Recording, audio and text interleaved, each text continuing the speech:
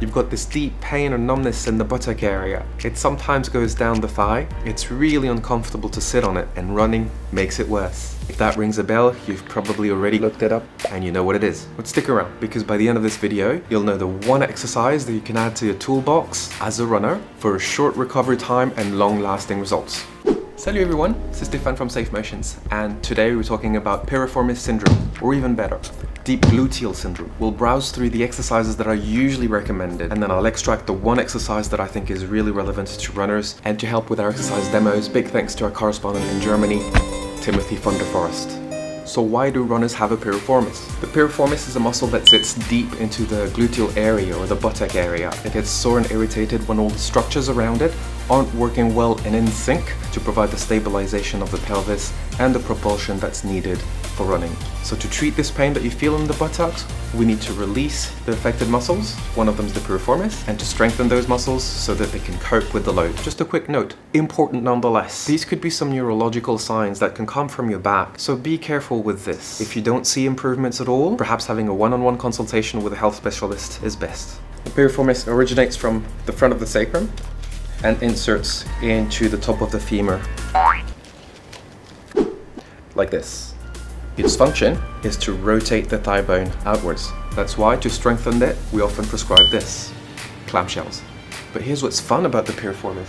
If you change the angle of your thigh relatively to your pelvis, you can see that the angle of the piriformis also changes. So if your hip is above about 60 degrees, the action of the piriformis changes to an abduction of the thigh and sometimes internal rotation of the thigh. That's why if you do your clamshells and you bend your hips like this, you're probably not targeting the right muscles. Instead, we do this exercise and this stretch. You might get a better and deeper release if you slightly rotate your pelvis towards the inside. Here's the version for people who don't carry their yoga mats to their runs. For those stretches, make sure you feel a stretch, not an increase in pain. For me, these are great exercises, but as runners, they don't challenge you much. So before I show you the exercise that will challenge you, your treatment needs to start with some relative rest. That does mean reducing the intensity or the volume of your runs until you get better. Now here's what's important. Rest alone, like many running injuries, is not going to be enough to fix it long term. You're at risk of creating imbalances that can haunt you for the decades to follow. And also, be careful when you massage this area, because you might be poking on an irritated nerve. You don't want to massage a nerve that's irritated. Nope. I'll make another video about how to massage the glutes and the piriformis area. I'll put it up there or there whenever it's ready. So you need to find positions where it doesn't feel irritated. One classic is what Timothy's demonstrating right now. It's a restful position. You can add a little bit of extension of the back. That means propping up your chest a little higher and hang in there for a few minutes. And now, my favorite exercise, single-legged deadlifts. Keep the back leg as straight as possible, bend forward, keep your lower back as straight as possible, pelvis parallel to the floor. Try and not open up and turn your pelvis. If you can, do it without holding on to anything. How am I supposed to be able to do that?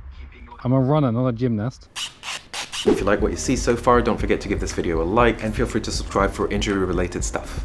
Ideally, to progress this exercise, you'd start picking things up from the floor.